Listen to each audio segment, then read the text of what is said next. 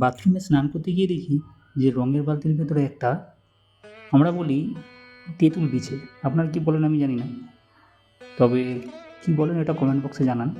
তো এটাকে দেখতে পেয়ে মনে হলো এটাকে একটু বাইরে ছেড়ে দিই।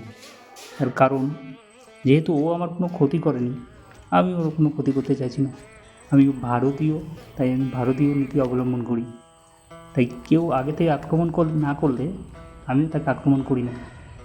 তাই এটাকে ছাড়ার একটা পরিকল্পনা করলাম এবং বাইরের মাঠে গিয়ে এটাকে আমি ছাড়ছি। দেখুন, ও বালতি থেকে বেরোতেই চাইছে না। আমি কত কষ্ট করে বাইরে বার করলাম, আবার ভিতরে ঢুকে যাচ্ছে। এই অবস্থায় তো বাইরে বার করে ওর জায়গায় ওকে আমি ফিরিয়ে দিলাম। ধন্যবাদ দেখার জন্য।